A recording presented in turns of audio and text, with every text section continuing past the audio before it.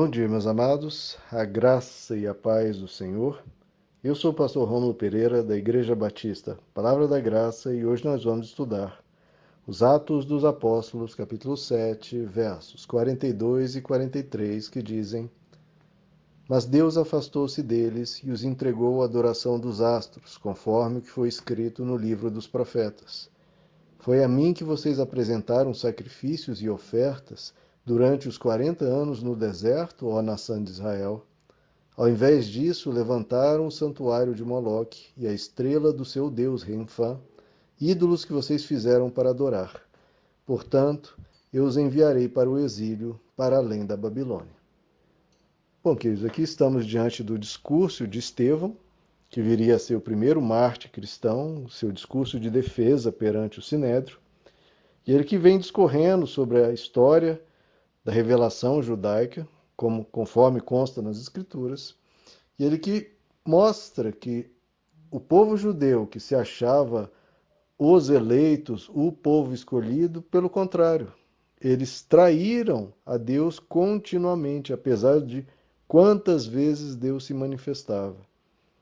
É por isso que muitas vezes eu já falei que milagres não resolvem a questão da espiritualidade. Muitas pessoas acham, não, quando aquela pessoa vira um milagre, ele vai estar diante do sobrenatural e vai crer.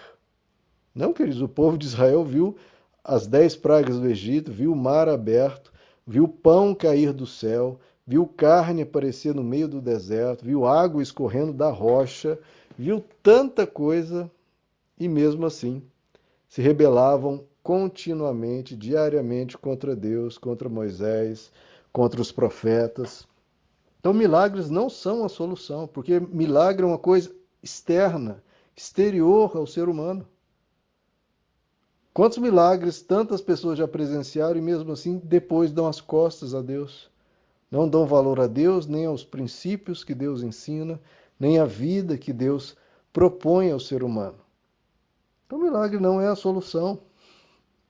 O ser humano tem esse coração propenso a desviar enquanto o coração não for trocado, enquanto o coração de pedra não se tornar um coração de carne. E aí nós temos que nos perguntar o que nós estamos buscando. Porque se nós buscarmos outra coisa que não seja Deus, a gente acaba se desviando mais dia menos dia. E vamos cair em caminhos tortuosos. Como o apóstolo Paulo, com pesar, descreve lá em 2 Tessalonicenses, capítulo 2, verso 10. E com todo o engano da injustiça para os que perecem, porque não receberam o amor da verdade para serem salvos. Então, não amaram a verdade. E para esses que não amaram a verdade, pelo contrário, só buscavam o engano da injustiça.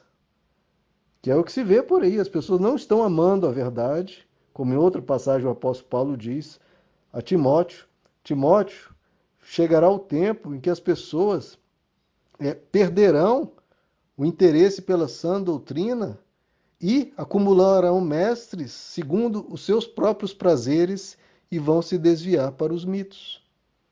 Quem acha que está no fim dos tempos, bom, essa profecia então tem que ter se cumprido.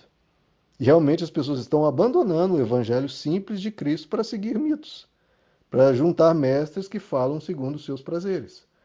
Voltando aqui a 2 Tessalonicenses, ele diz: eles buscaram o engano da justiça e não tinham amor da verdade. E o que acontece? Aí Deus permite o ser humano seguir o seu caminho. Esse é o grande juízo de Deus. E diz então: por isso Deus lhes envia a operação do erro, para que creiam na mentira, para que sejam julgados todos os que não creram na verdade, antes tiveram prazer na injustiça. Então as pessoas querem o erro, querem a mentira, querem a injustiça, Deus permite que venha a operação do erro. Isso no fim dos tempos.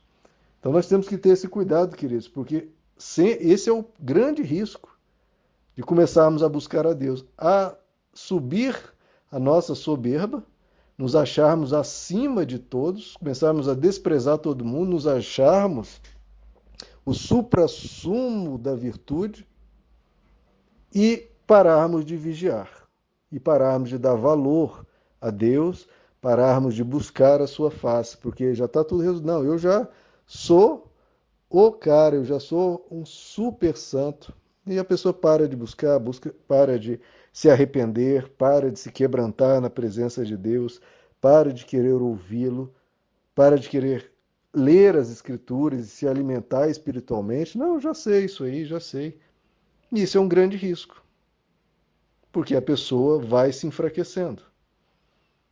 O escritor aos Hebreus também diz: hoje, se ouvirdes a sua voz, não endureçais os vossos corações como na provocação, como lá no Êxodo, no deserto, entre o Egito e a terra de Canaã, e a terra prometida. Não endureçam os corações quando ouvirdes a sua voz.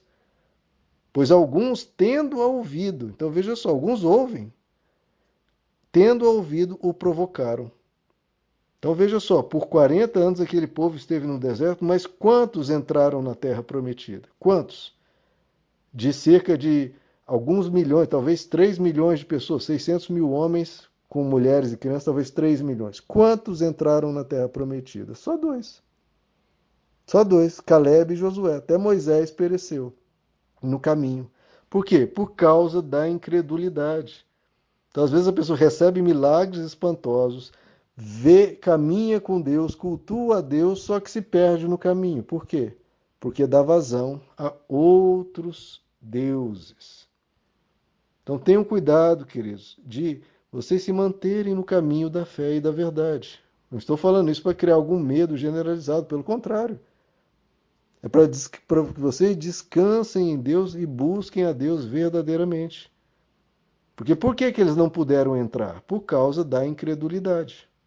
Hebreus capítulo 4 diz: temamos, portanto, que sendo nos deixada a promessa de entrar no descanso de Deus, você quer o descanso de Deus? Então, suceda parecer para algum de vós que tenha falhado naquela entrada na terra prometida. Não, ou para mim e para você, não, porque também a nós foi pregado o Evangelho, assim como a eles. Mas a palavra pregada nada lhes aproveitou. Olha que tristeza. A palavra pregada nada lhes aproveitou. Por quê? Porque não foi acompanhada pela fé naqueles que a ouviram. Porque nós, os que cremos, é que entramos no descanso. Então a gente está aqui, queridos, para receber a palavra com fé. Porque senão a palavra não vai aproveitar de nada. As pessoas acham, não, eu ouvi, né, já ouvi a palavra, então já está feita a minha obrigação religiosa. Não. Ela precisa ser acompanhada por fé, por prática, por vivência. Você crer naquilo a tal ponto que aquilo se incorporou em você, se incorporou no seu estilo de vida, se incorporou em quem você é, porque você crê. E aí, se você crê verdadeiramente, você descansa. E se você crê verdadeiramente, seu coração está preenchido pelo Evangelho, então não haverá lugar para outros deuses quaisquer que sejam. Seja o Deus do dinheiro, seja o Deus da carreira, seja o Deus de si próprio, né, de servir a Deus só para obter coisas, como comentamos no áudio anterior. Então, queridos, vamos buscar a verdadeira fé. Não meramente nos escondermos atrás, não, eu já me batizei, então, não. Se você realmente se batizou e o seu coração serve e segue a Deus, você caminha com Ele todos os dias, você o quer todos os dias, você não se esconde atrás de uma decisão feita lá atrás. É uma decisão que você faz alegremente todos os dias. Eu quero Deus hoje. Eu quero Deus agora.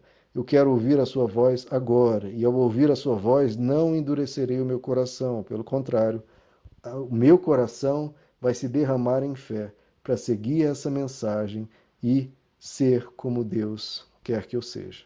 Meus amados, que Deus lhes abençoe. A graça e a paz do Senhor.